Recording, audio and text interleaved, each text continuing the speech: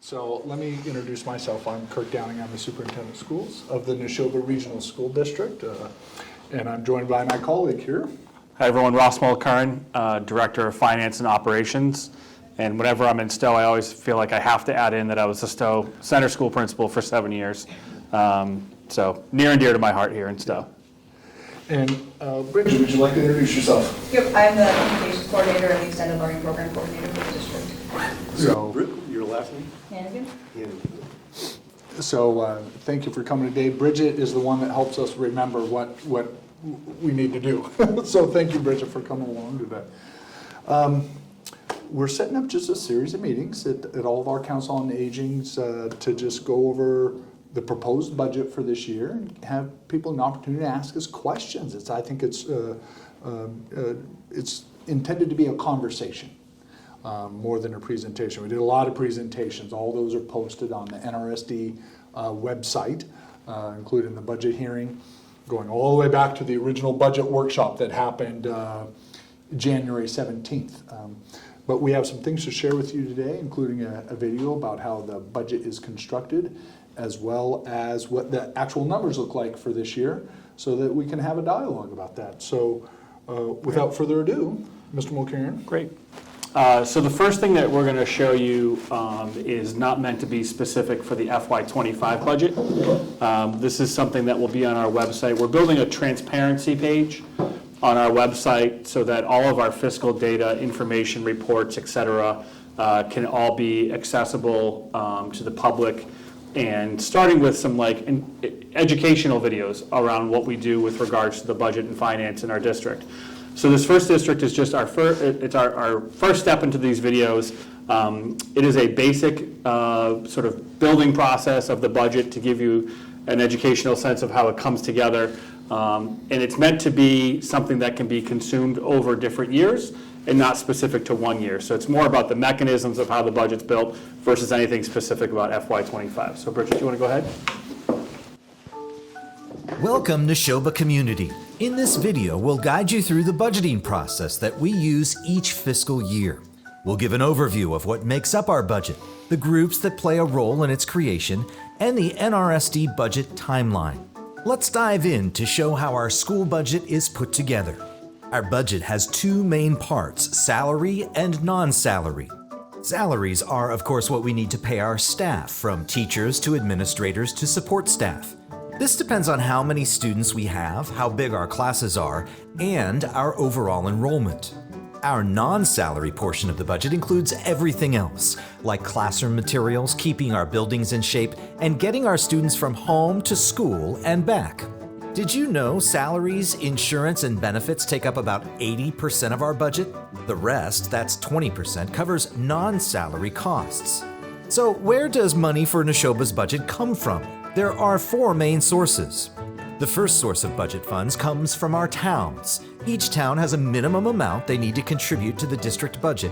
This is set by the state each year, and it's called the minimum local contribution. The second source of funding for Nashoba's budget comes from the Commonwealth, Chapter 70 Educational Aid. All districts receive Chapter 70 Educational Aid based on a formula the state uses to support an equitable education.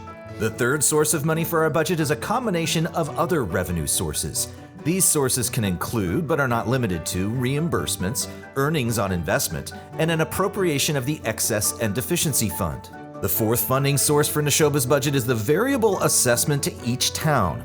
The calculation for each town's share is based on a 5-year rolling average of student enrollment from each of the member towns, as outlined in the Nashoba Regional School District Agreement. Creating Nashoba's school budget is a team effort. Here's how it works. Our Superintendent and Director of Finance and Operations get the ball rolling just as the school year starts. They set the timeline and guide the team in setting budget priorities that meet our strategic plan while being fiscally responsible. They also present a budget timeline to the school committee in early October that lays out the major benchmarks to create a budget that supports the mission, vision, and core values of our district as a whole. From October to January, our school administration team is busy drafting the budget. School principals and department directors pitch in. They start with what they need for their teams and schools, like staff and supplies. Then they sit down with the superintendent and the finance director to fine-tune these ideas, making sure that we're staying on track with our goals and our budget. From January to March, the school committee reviews the draft budget and suggests changes during a series of budget workshops. They get a close look at what we're planning to spend and the money we expect to come in. Their job is to make sure everything lines up with our strategic plan and that we're being fiscally responsible. It's not just us in the school who have a say in the budget. We also work with town administrators and the finance committees and boards of each of our towns. They give us extra feedback and ask important questions about our budget. Town residents have the opportunity to provide feedback and ask questions at an annual public hearing hosted by the school committee, as required in Massachusetts general law. The school committee then votes on the proposed budget. And here's where you come in, the community. At the end of this process, each town will hold their annual town meeting. This is where you get to vote on the budget we've put together and that the school committee has approved. Thank you for spending time learning about how we create our budget. If you're curious to learn more about this year's budget and the process behind it, check out our Finance and Operations page and our School Committee page.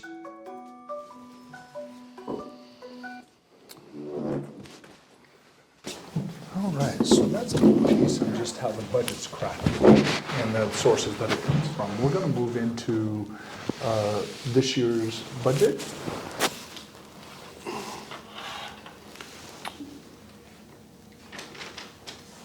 So this is the budget presentation that was given at the school committee hearing March 13th. March 6th, excuse me, the vote was the 13th.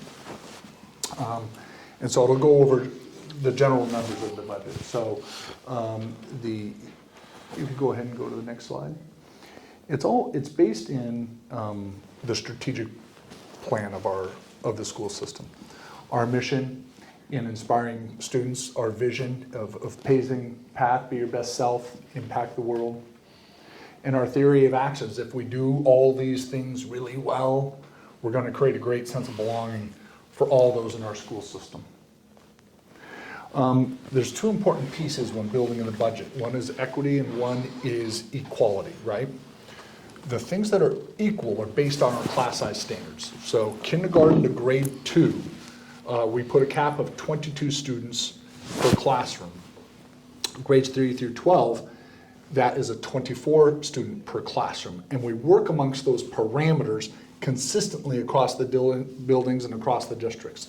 Administrative ratios are at ratios of 250 students to 1. That is the same with our guidance counselors as well in the district. And with our deans, we have a dean in each town and at each middle school and each of the high school and in the high school. Now with equity is a little bit different.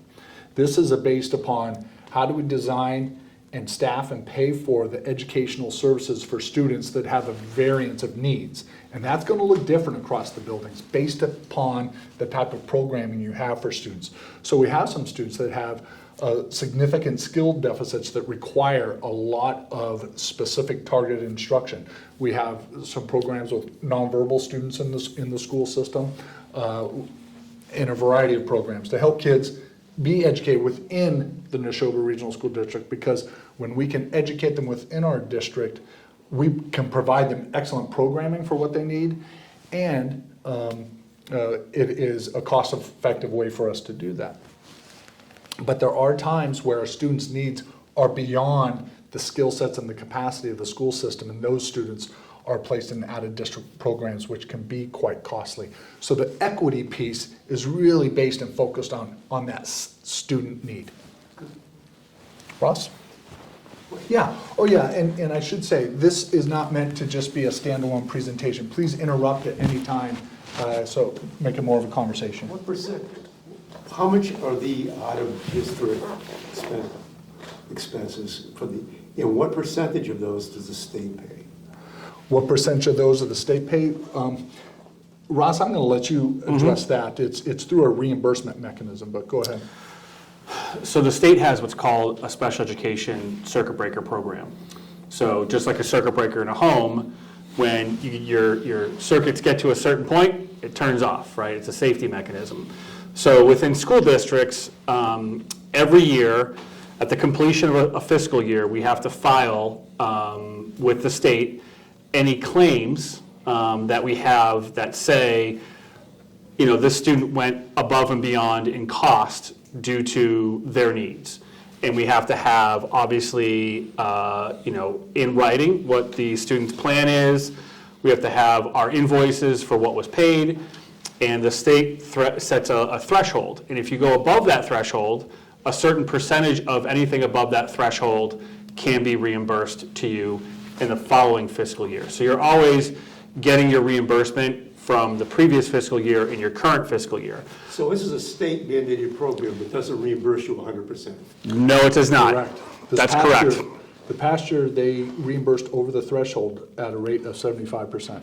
Right. This is an issue that the Massachusetts school superintendents have been lobbying our legislative leaders on. I was at the Tri-County Legislative Breakfast just last week in saying that circuit breaker is an area that we need more support from the state level at. The threshold, is that what cost you to do it in district? Is that? No, not necessarily. It's set by the state. I don't have the formula information in front of me, but it's about 4 times of what our per pupil spending is in the state. I mean, it's typically around that. So your non-high need student, whatever that typical per pupil amount is, typically 4 times that is what your base threshold is. It's about $50,000. Right. So if you're at $50,000 for a student, you're not going to qualify for any additional reimbursement. Does that include transportation? It does include transportation, specialized transportation. If that student's costs are $150,000, you have $100,000 over the threshold, and you might get 75, 72% back on that. And who determines if there's, it needs to be arbitrary, the parents think student needs out of district, and the district thinks it could be done in district. Who arbitrates that decision? That is collectively done through the special education IEP team meeting process, which a collection of all those people come together to make a decision on that. And when there's disagreement on that, there's processes to that, legal processes. The state makes the decision? No, well, not necessarily. They could if you reach a level of needing to have a hearing or arbitration, but usually through mediation, arbitration levels, they come collectively to those decisions. It's another one of these unfunded mandates or underfunded mandates that causes problems.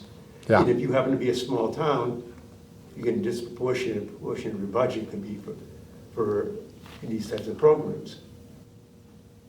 No. I'm going to invite you to the legislative breakfast next year because I think you said it so perfectly well.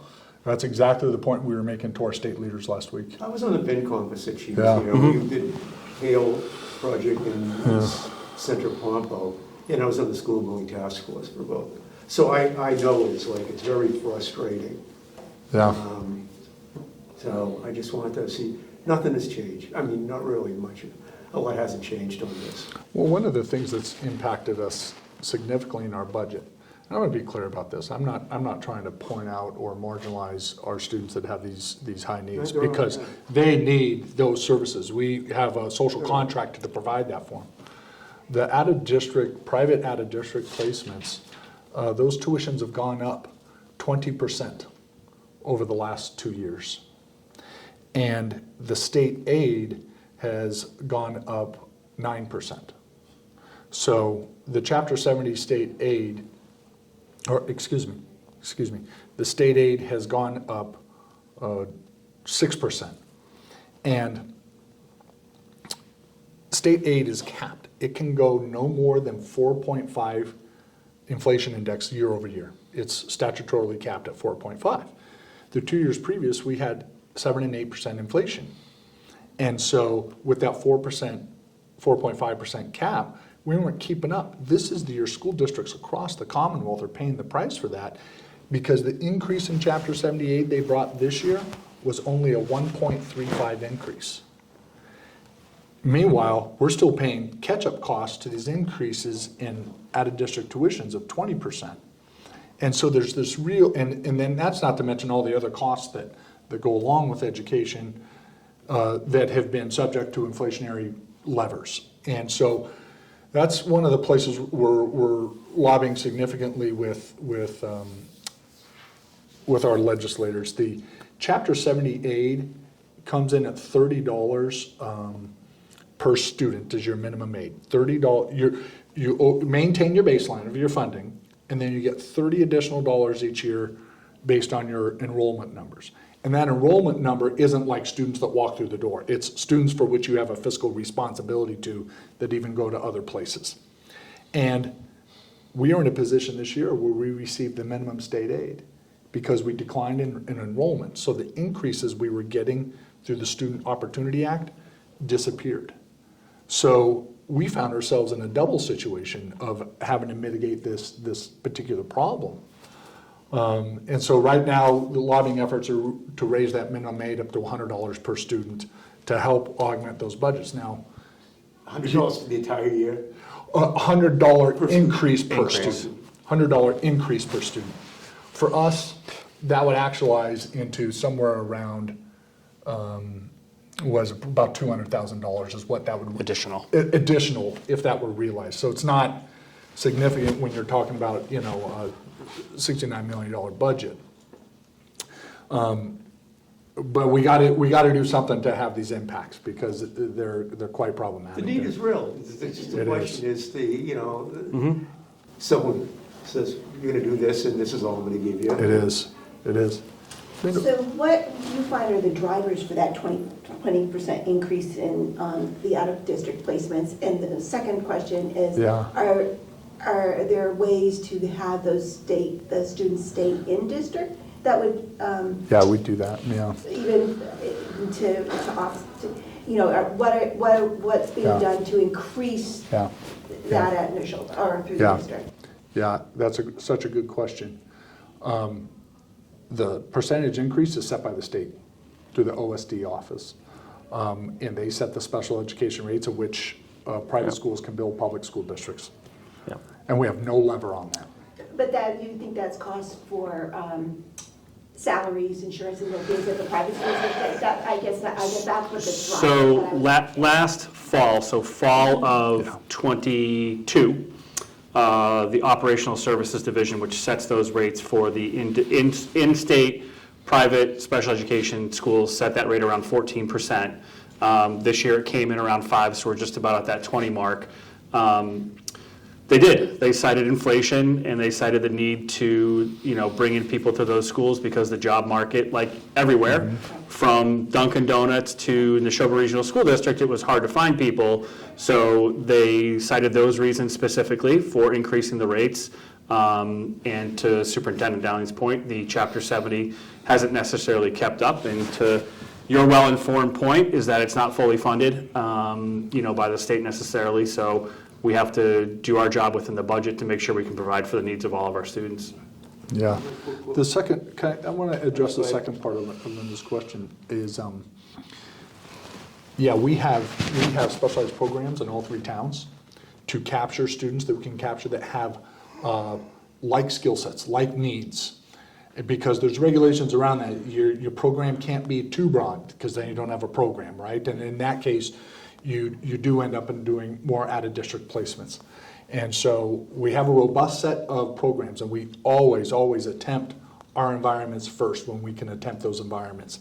And through those processes, we learn more and more. And, we have scenarios sometimes where, a student may need to even go into a residential setting that can be quite costly.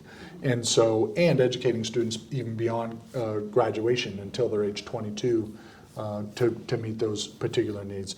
These are all challenges that we've been faced with this year, and between the increased costs of out-of-district tuitions, and we also had some increased enrollments in some of those high tuition programs, it really stretched and pushed the special education budget this year.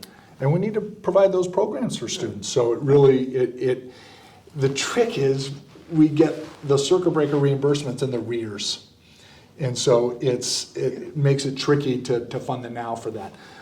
There are ways we can address that in the now, and I know we have an application in for some extraordinary relief funding from the state. Whenever you exceed 125% of what you've budgeted, you can apply to the state. I think I got that right, 125%? Yep. You can apply to the state for extraordinary relief to augment that unexpected cost. So we're hopeful that we're going to be able to get some extraordinary relief back to help supplement and help those circuit breaker accounts as well. And then to finish, a couple of points on your question with regards to programming in the district. So this year through the budget process, we had an ask for an additional special education classroom at the primary level, K-2. We did not have the ability to keep that moving forward within the budget. However, through some efficiencies, we're expanding a couple of our programs. So we do have a program that's at the elementary level right now that we're going to move and have it expand to the middle school level.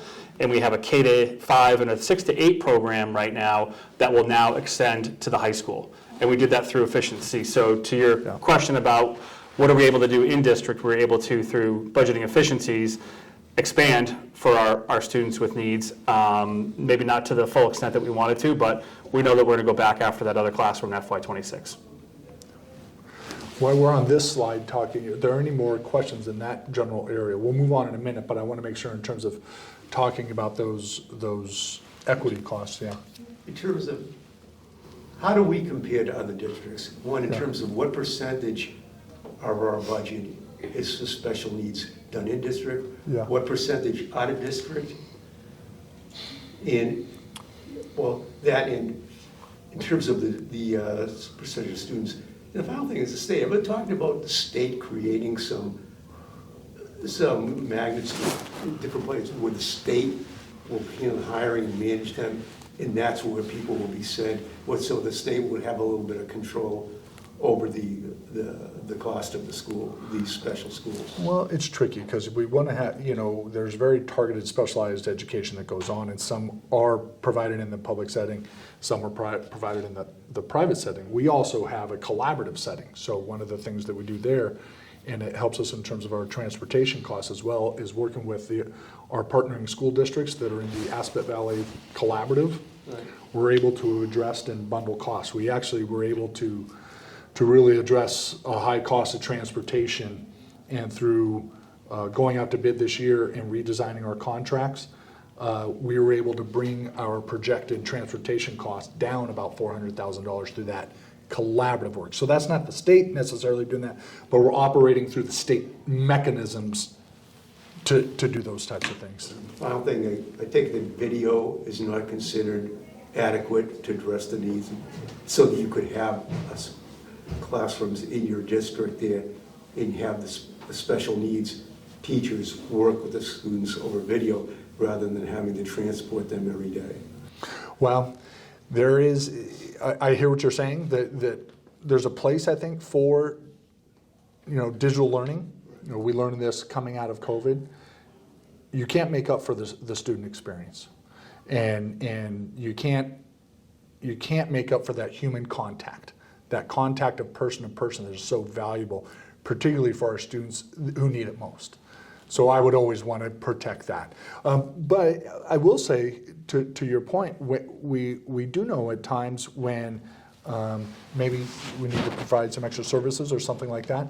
There are times and scenarios where digital learning is put into play. You could have a local teacher with a human contact and have an expert on video to facilitate the difficult situation. You just described TECA. TECA in Greenfield are the two online schools in the state of Massachusetts. They're the only two that are licensed to provide that type of online learning. So, I'd like to say that we have a grandson who has benefited from out-of-district placement. yeah.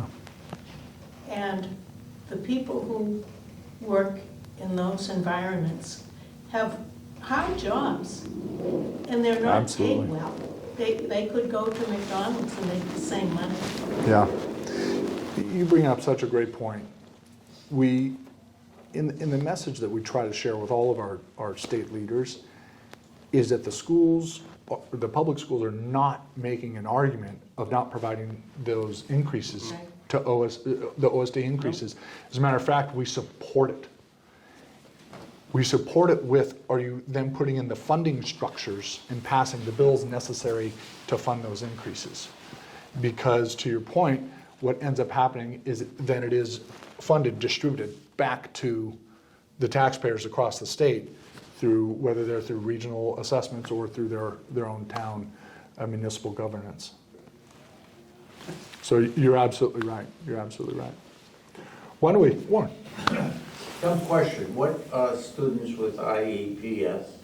Those are the students that we were just talking about. Those are individual education plans, and those are developed through federal, these are federal regulations that provide targeted instruction for students that Are they have handicapped? certain, well, I would rather frame it as they're very able-bodied students. They're very able-minded students. It's just their skill deficits are applied in some ways that may not be typical, and so we got to provide that typical education. English learners, Yeah. they don't understand English?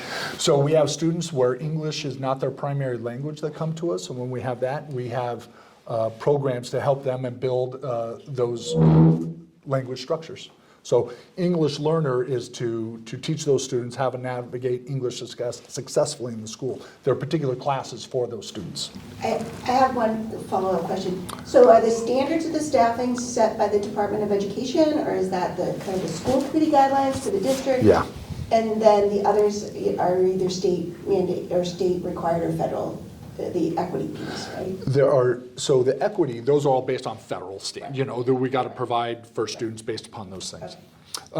In terms of the equality standards, we set those as a school system. So our class size caps go back to, as early as 2010, when taking some school choice votes around class size standards. That's where that came from. The 250 to 1 standard for our guidance counselors comes from the national organization and a recommendation from there. So we've applied that to the same to our administrative standards, and that's where we came to those ratios. Because one of the things we discovered a couple of years ago is that we were imbalanced across our towns. And that in order to balance that, we needed to establish what were those standards, which is why we reduced the administrative staffing of the school district last year by 1.6 positions. Because we needed to bring counseling levels, so we shifted a counselor over to Florence School. This was last year's budget, so that we could then be operating off of that equality and staffing piece, and then we applied the equity based on student need. Just to kind of flesh out your comment about the IEPs, my grandson I had seen his in the past. They're multi-page, they're extremely detailed. They talk about what the goals are for the child, how they're going to reach those goals, and what the plan is. So it's not a quick little document. It's very detailed, and a number of people have input to it. Yeah. Why don't we move into the timeline, talk about that a little bit, and we can get into the nuts and bolts of the budget. I'll be quick through these. So as you saw in the video, we do set a timeline every year, and this is the FY'25 timeline. I won't read through all these things, and they're all complete at this point, except for the budget going before all of our 3 town meetings coming up in May. So some budget factors that we faced this year. We've talked a little bit about the phenomenon of the special education increases. The Chapter 70 aid that comes from the state, we talked about how it was necessarily decreased, but we only received the minimum increase of about, we'll get $30 per student as the increase. So our Chapter 70 aid only went up about $90,000 this year. In the previous couple of years, it's gone up anywhere from $600,000 to $1 million to $700,000 from one year over the next. So this was sort of unexpected, given that we're still within a Student Opportunity Act window. So we dealt with that. We obviously have our contractual obligations for both our Unit A and Unit C members. And part of the, not necessarily factor for the operation budget, but we certainly started some of our bonding for our new high school project, which does show in our town assessments.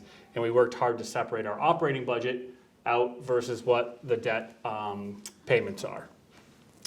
So all of this work is basically what happened at each of those meetings with the school committee, from the budget workshop that we started with in January all the way to the budget hearing and where we landed with our final budget.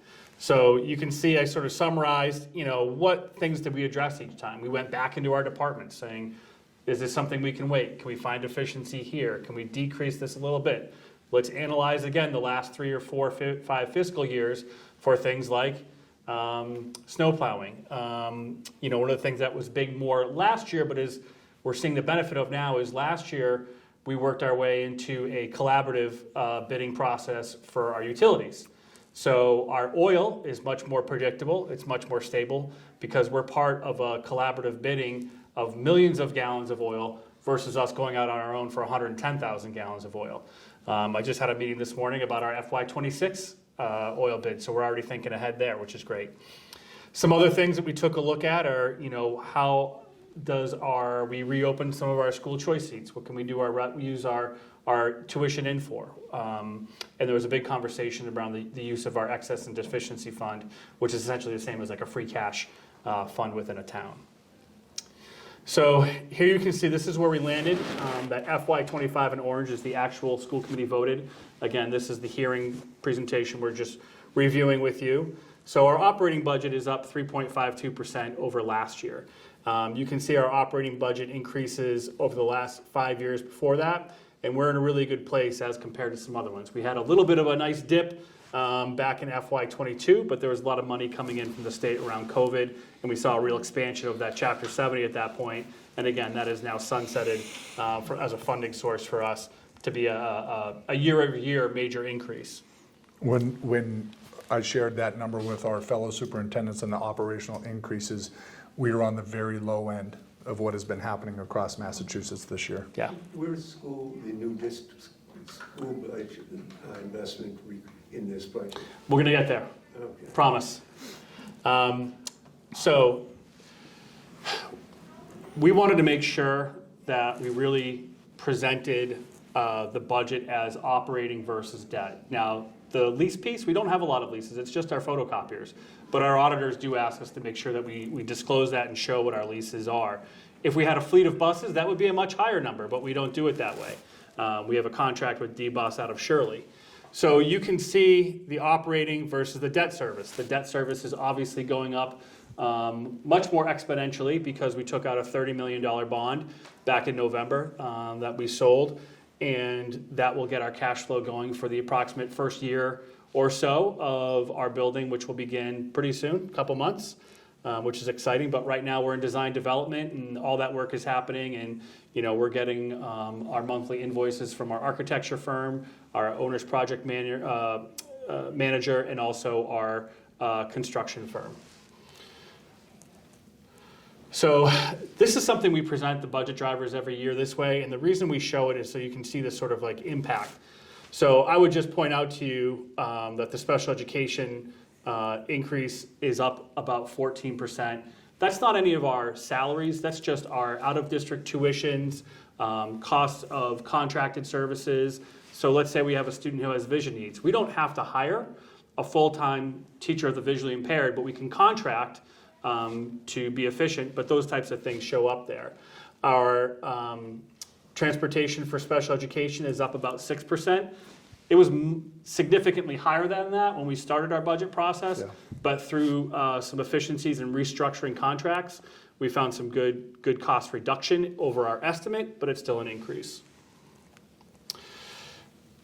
As it said in the video, you can see the percentage of our salaries and our insurance and benefits in blue and orange. I won't go into each of these, but you can see year over year, our insurance and benefits and salaries make up the majority of our budget. This is sort of a replication of what we do every month at school committee and showing where our different cost centers are at within our budget. So you can see, the system-wide budget goes way up. That's because that includes the debt service payment for the high school in there, so that's why that's gone up so much. Yeah. You can also see our teaching and learning has gone up. We're looking to purchase a new K-5 literacy curriculum.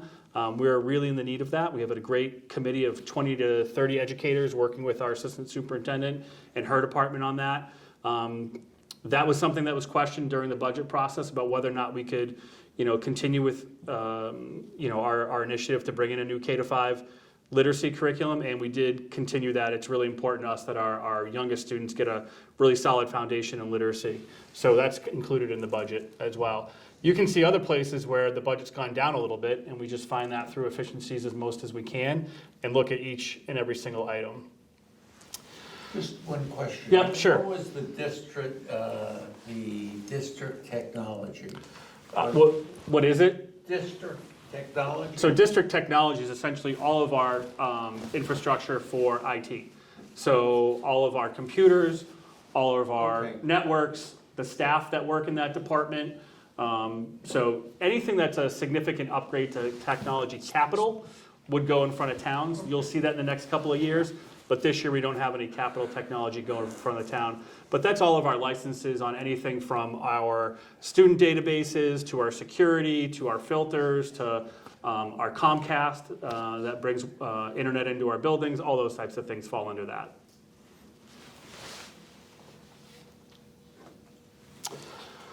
So we'll talk a little bit about town assessments.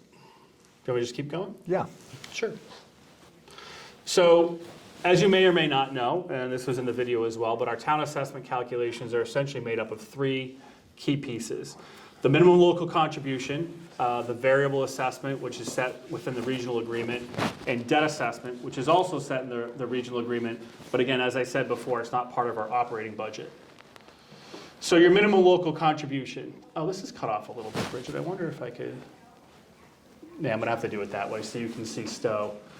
So your minimum local contribution, which is set by the state looks at, and Superintendent Downing's gonna jump in if I say anything or omit anything. Yeah. But the minimum local contribution is set by the state of Massachusetts.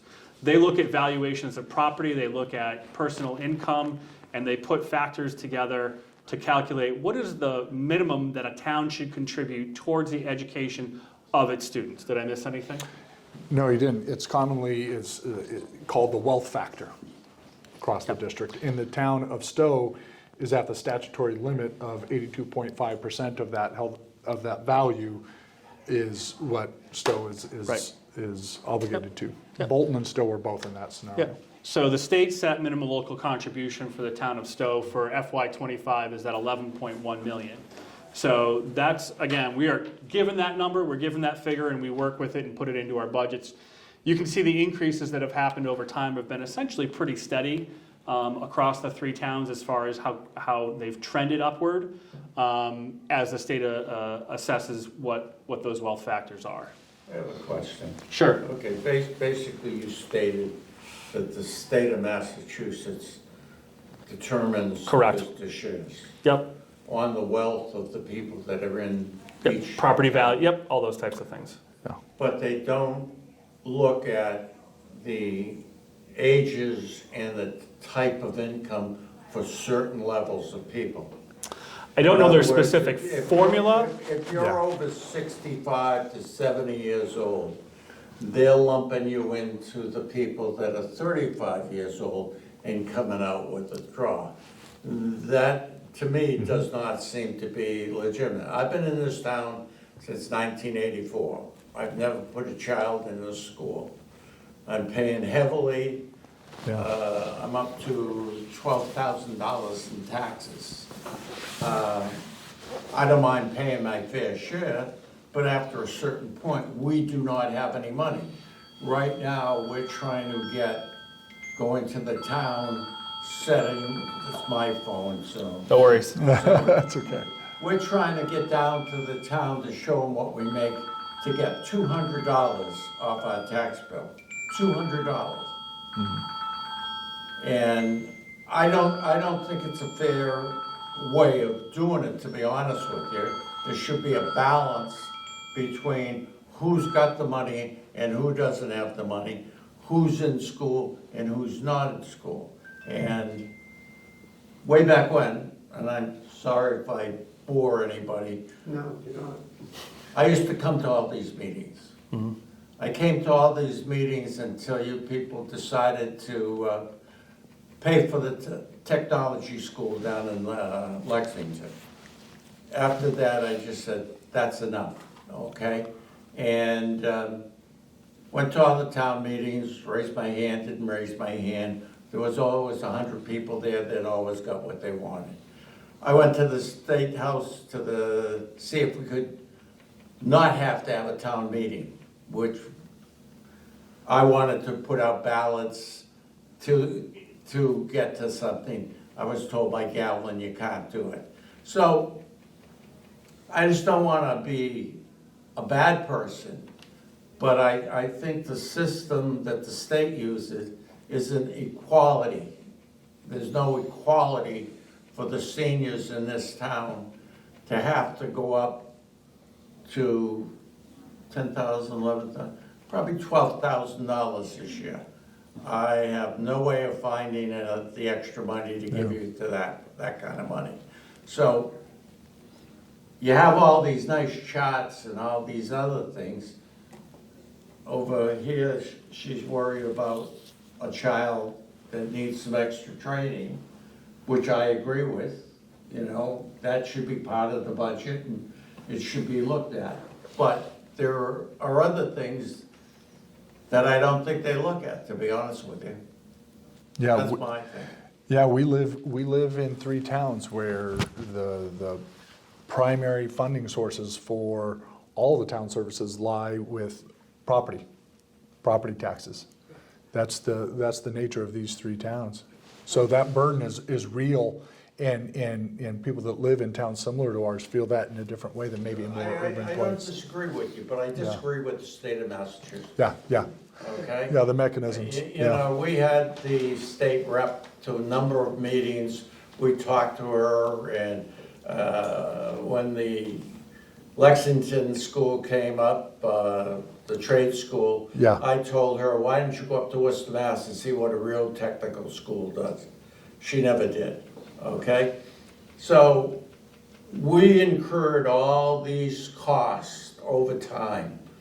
The Lexington Trade School, sending somebody down to the agricultural school on the Cape, the new school. We just kept building Yeah. on these things, and we didn't have any way of getting any new tax money outside of that from non-residents. You go down to the mall down here, there's no tax money. The Stow Acres Country Club all of a sudden is owned by the town. You lose the second biggest taxpayer into the town of Stow has gone away. So you then have to replace that money off the people on that scale, and it just doesn't work out the right way. Well, totally hear you. And thank you for acknowledging, we're bringing to you the budget based upon the rules of which we operate and are legislatively and statutorily bound to operate. But let's continue on in terms of how to build the assessment. Sure. So the variable assessment, which is above the minimum local contribution, is based upon the 5-year rolling average of the enrollment from each of our towns within the school district. That's part of the regional agreement. So you can sort of see here over time, at least for Stow, I won't bore you with reading every single detail, but from FY'21 to FY'25, Stow is down about 100 students in the school district. So the proportion of what Stow pays on that variable assessment has gone down due to a lower percentage of enrollment within the district. So here's that enrollment. So Stow is in blue, and you can see that Lancaster is on the rise with its enrollment in the district. Bolton has stayed relatively steady, but Stow has certainly gone down with its enrollment of students within the Nashoba Regional School District. Yeah. So, when you first said this at the beginning, the 5-year rolling average, it seems to me it should be closer to 3 years. Lancaster's big increase is not going to hit them until their assessment for 5 years from now.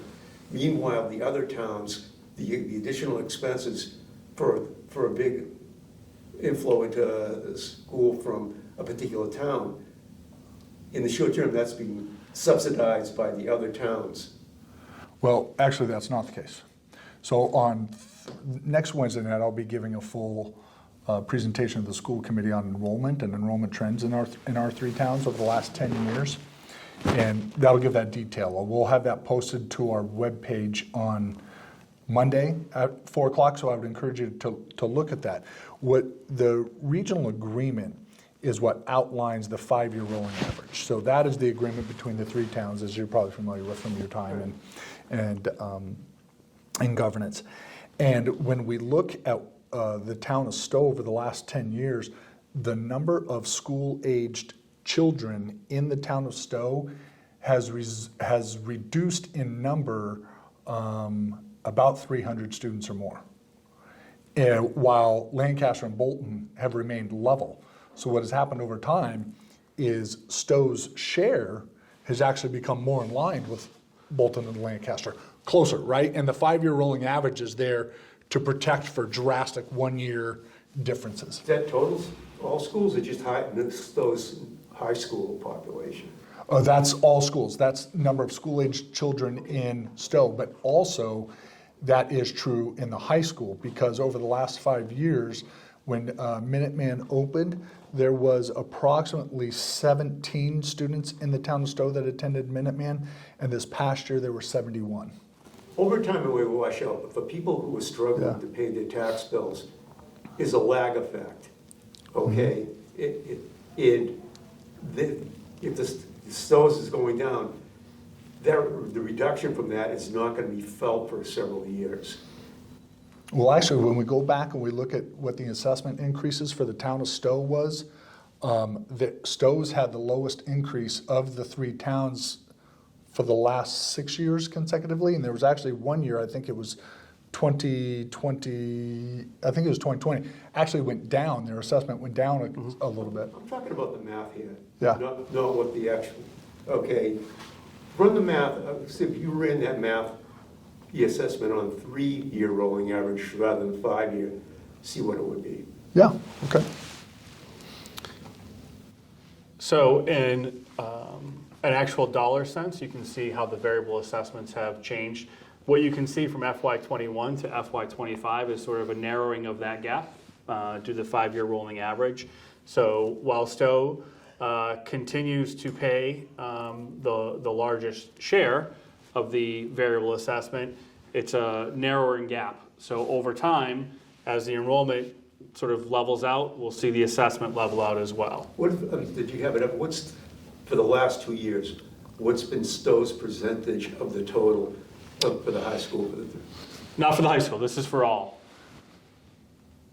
But we have the capital Yeah, as we'll well. get to the high We'll school show you for sure. we'll show you the capital numbers so you can see that.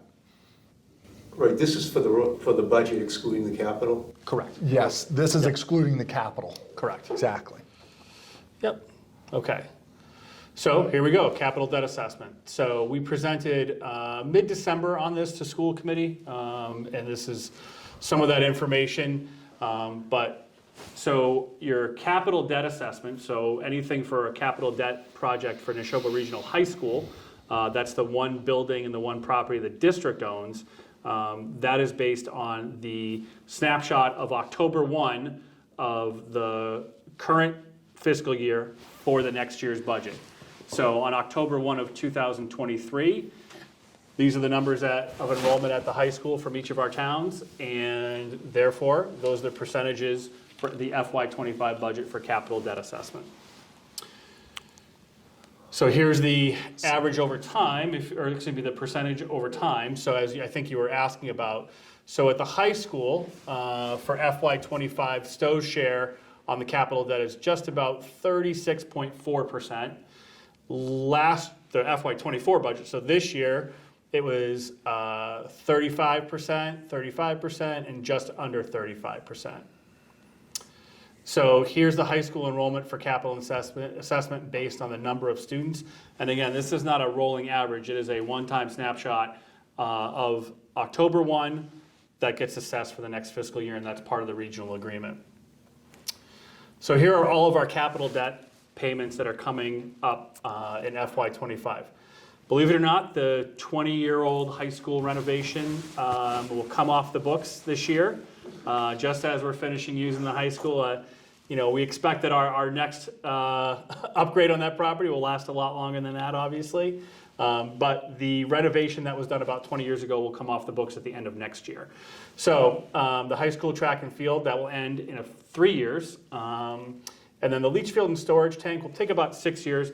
That's a bond anticipated. No, it's not a full-on bond, but essentially we can pay a little bit more every year beyond our expected principal, but right now we're expecting about 6 more years. The high school new construction. This is our first year of payment on that, so obviously it's mostly interest. And this is $30 million of the approximate $160 that we'll need to borrow over the course of construction as that building gets built and the old building is taken down and we get fully moved in. What's the term length of the bonds? How many years? 30 years? 30 years. Are they callable, if interest rates will drop, are they callable to So- refinance? After 9 years. And what we did is looking at the approximate 100, well, we've actually gotten more grant money since we started. But in looking at the approximate $160 million that we'll need to bond, we only chose to go out with 30 right now because there's a lot of questions about the market. We could have done a short term, but short term rates were higher than long term, so we locked in a long term of 30, knowing that that would get our cash flow needs met for just over a year at least. And then we can take a look what the market looks like coming in the summer and the fall of next year. So, I would like to say that when we, at the time of the election, when the school was passed, the estimated share for taxpayers at that time was 176 million. Just want to put out there for the Stow residents, due to the good work from our representatives like Representative Hogan, Senator Eldridge, they were able to pass a supplemental budget last summer that provided some additional funding to the MSBA. And when that all shook out, that increased our grant ceiling by $15 million, thus reducing the burden of the taxpayers from 176 to 160. So that was we're very grateful to our state legislators for advocating on our behalf to get that. So here's a total capital debt assessment. Obviously, there's no misunderstanding what's happening here as we bring on more debt for the new project. Our capital debt assessment goes up. And here's what Stow's share of the all of that capital debt will be next year for FY'25. So those are all of our town assessment calculations. This is the standard. Probably from your time on FinCom, you saw a similar slide in or part of the budget book. And this breaks down all of the assessments in a little bit more detail. Also factors in showing you what our local revenue is, which is based on Chapter 70, some reimbursements I'll show in the next slide. But this puts all of the numbers. This is exactly what's in our budget. So versus some of the other slides where really the data pulled out and just shown in a clear, more presentable way. Here's our revenues expected. Again, so you can see from 21 to 22, our Chapter 70 went up about 600,000. 22 to 23, it went up over $1 million. From 23 to 24, our Chapter 70, that state aid went up 700,000. From 24 to 25, it only went up 90,000. So that's one of the major budget factors that we face this year is, how do we work within that without pushing all of that differential out to the towns automatically? So for Stow, you can see on the very bottom, that's what your operating budget assessment is, your capital debt assessment, and what the total assessment is. So after the budget vote by the school committee a few weeks ago, we sent our assessment letters out to your town administrator, town treasurer, accountant. So they've held this, and I know that your town administrator follows the ball quite closely when it comes to school budget. It's been a really good resource for us as we're looking at finance around the high school. She's got a wealth of information, but all this information is to the towns at this point. So again, this is from the budget hearing, so we've already taken all these steps with the exception of the town meetings that are coming up in May. And we're basically finished with our timeline at this point. It's just off to the town meetings and look forward to see everybody in that Saturday in May, right, Linda? Absolutely. Yeah. The 11th and the 18th. 11th and 18th. Right. More questions? Some more So questions? if I want to see what the 10-year high school enrollment has been for each of the 3 districts. Is that data available? It will be available Monday at 4 o'clock. That's exactly what my presentation is going to be. Your Absolutely. presentation will be on Yeah, and the presentation is going to be this Wednesday, the 11th, is when I give the school choice presentation. Annually, we give a school choice presentation. Then in 2 weeks, we'll have the official school choice hearing where the school committee will vote whether or not to open school choice. Will those presentations, if they're be on recorded? So Yes, All right. all of our meetings are recorded on the school committee link of our website. All right, great. Yep. And you can watch them live too. Yeah, I was gonna say that, you can watch them live, Yeah. or in person, right? Are they in person? Yeah. Wednesday, we are in person. We do our in-person meetings as our first meeting of the month, and then our remote meeting is always the second meeting of the month. So we have one of those each month. I have questions. Yeah. So this year was just a small amount of the high school budget, the building. What do you see for the future, and how do you break that out? It's really going to depend upon market conditions.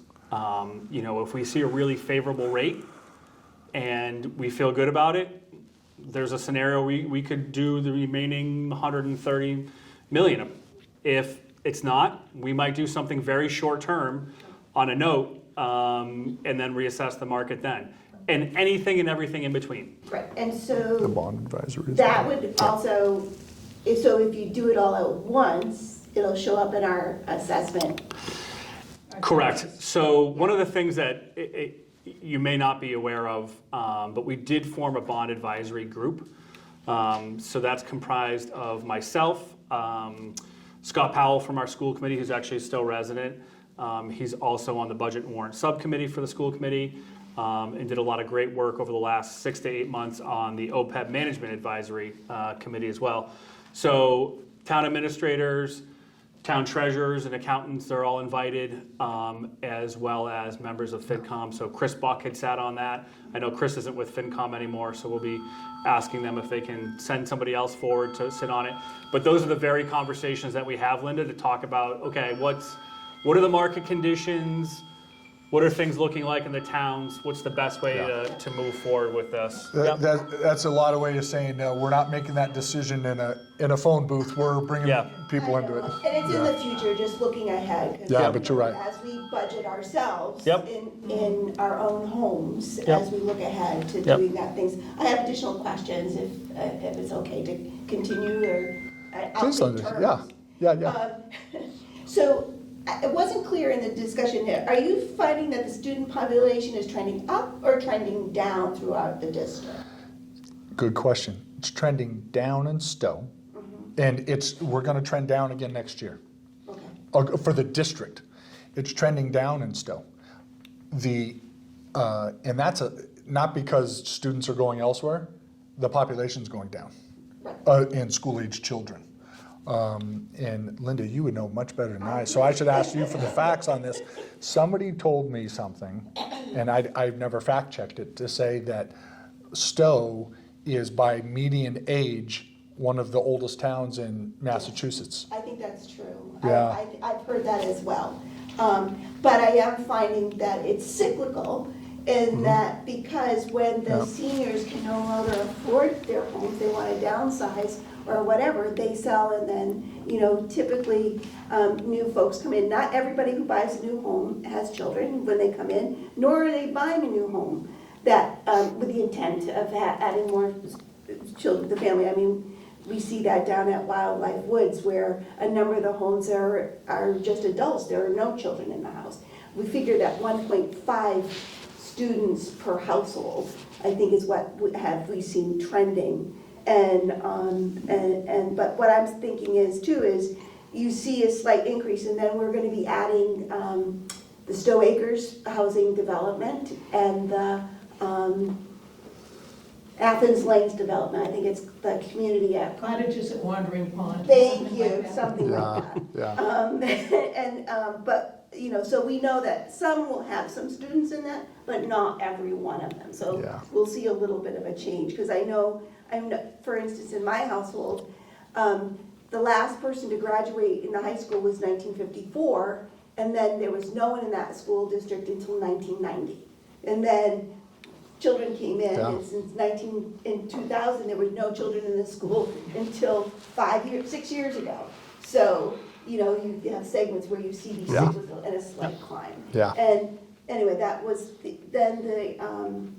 another question I had was, let's see, the E&D fund, which is that emergency and?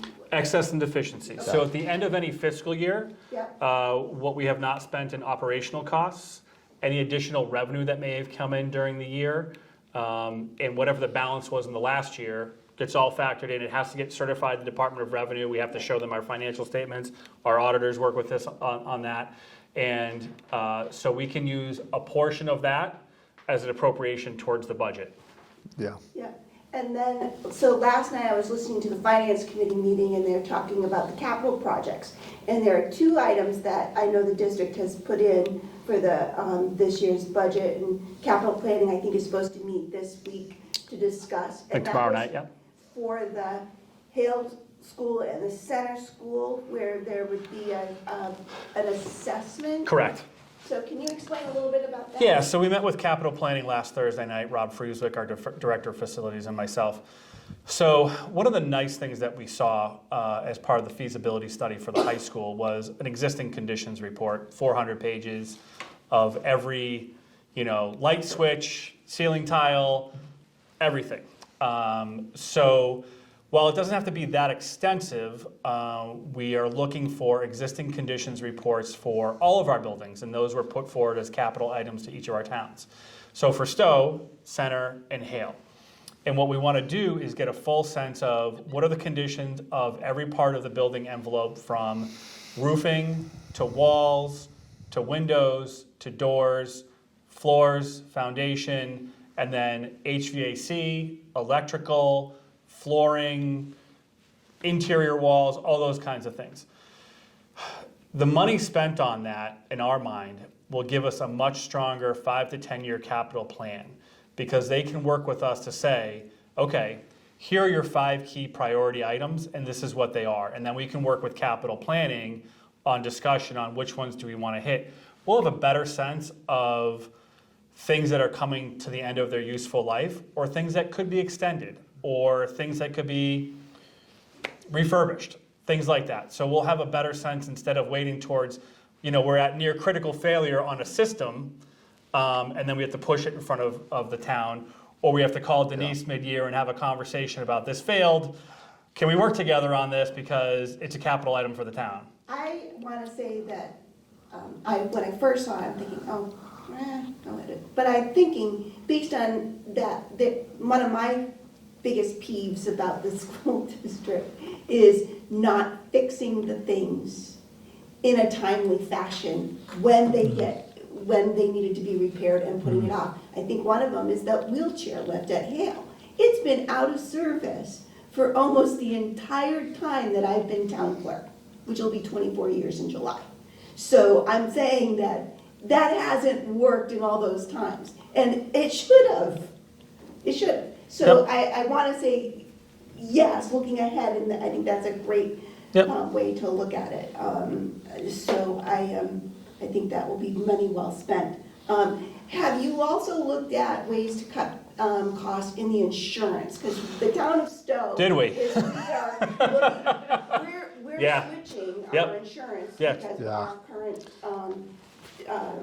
unit is leaving, and that has made a reduction, I believe, in our costs. So the town of Stow is moving into the Massachusetts Interlocal Insurance Association, which is the same trust that we're in as the school district.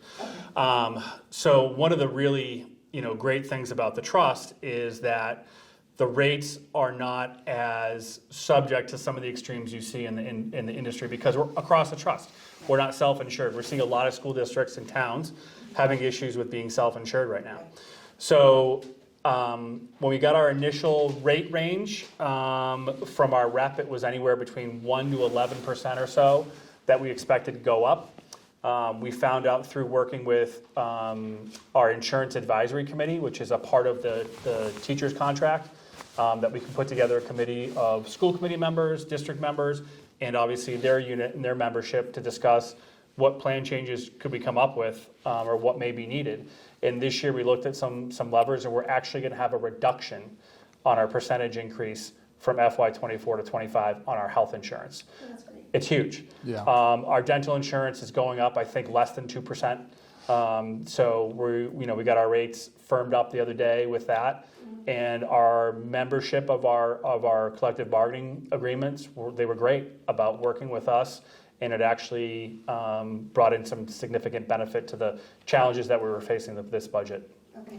Let me jump The in. last question, and then I Need to be tight, promise I gotta go. I'll save it for other things. 1 o'clock. Okay. So the increase is 6% this year, roughly, right? Well, the total, but the Total. operating is around Right. 3.5, correct? Total. Yep. In the budget. And we know that that is not really going for us sustainable in the town of Stow to continue funding without overrides, right? I'm pretty sure, based on, so I think Lancaster had a override for their operating budget. I think Bolton is not, or is close to that, maybe not this year, but in future years. And so, right now, my understanding is the school takes, in Stowe, 60 cents of every dollar. And as we know that the budget's gonna increase, what else could be done from the school district to help reduce your costs for all the 3 communities, so that we don't have to go to overrides? So I think the important thing about that is when we talk about the operational override, that 6% increase you're talking about, the operational portion of that for Stowe is 2.58, was it? So that's the increase for Stowe in terms of operation. The rest of that proportion is the debt exclusion. So when it talks about operational overrides, that's the percentage you would want to look at there. As a regional school system, what we have to do is we have to build an educational program for students, and we have to do that based upon what is the mission and the vision of the school district and the strategic plan for which we've done that.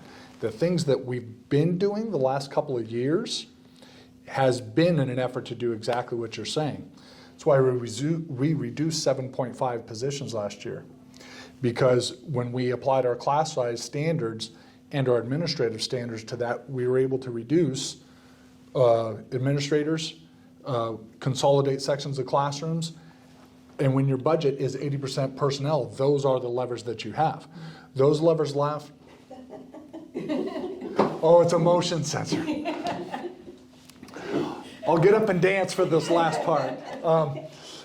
So those are the levers that we've been putting into place to get us, but that goes until you reach what those standards are. And frankly, we're at a place of, well, if we're going to have reduced costs in the school system, we got to look at the personnel side. That's when you're talking about increasing class sizes. And those come to value propositions in terms of what your school district's values are. Yep. We've also done a lot of significant work with offsets. Anything from looking at how can food services contribute to utilities. We increased our athletic rates. We've increased Parking rates. We've put in a student activity fee.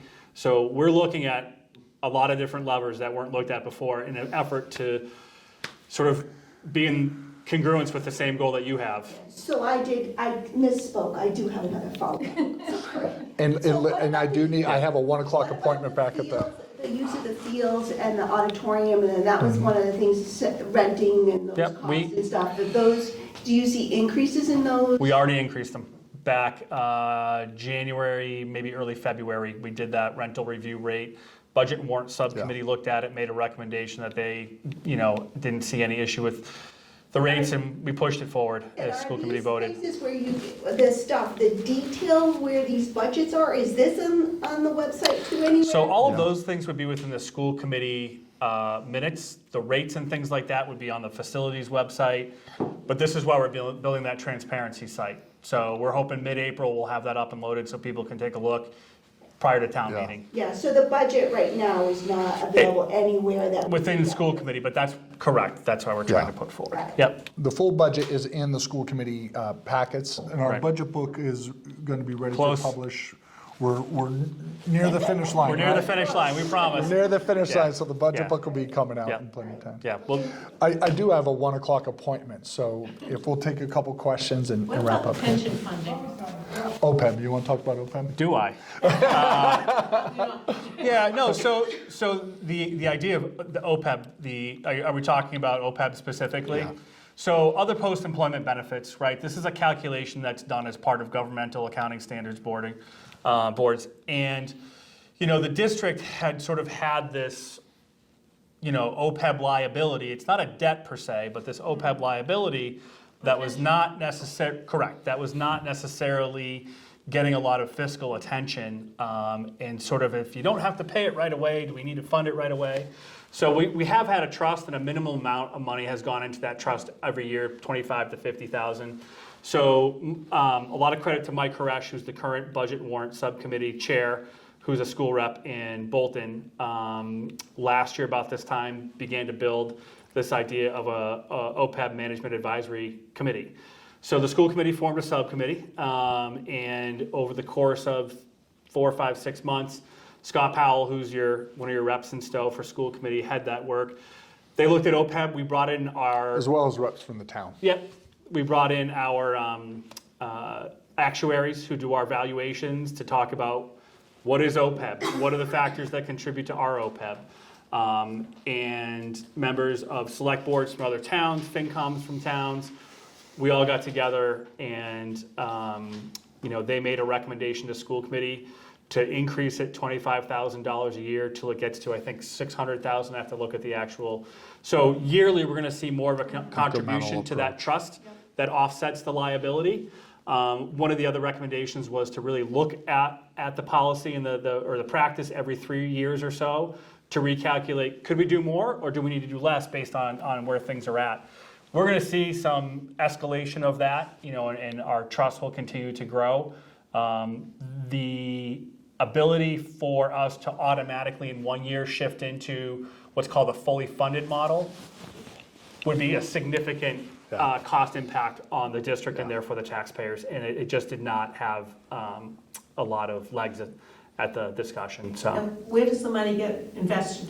so we work with a sort of municipal group. I cannot remember it's PRIM, and I don't remember the name of the acronym, but essentially they have the trust that they build with us and other districts and towns, and they take the money and we contribute, and it's invested, and we get our monthly, yearly statements on where our trust valuation is at, and we get our valuation of where our OPEB liability at, and then we know what percentage we're funded. Like in the stock market, or where do they invest it? All different places, I believe. Yep. So the last word, you had one final question. What's the capacity, when is the occupancy date for the new school? We'll be walking in a new building fall of '27.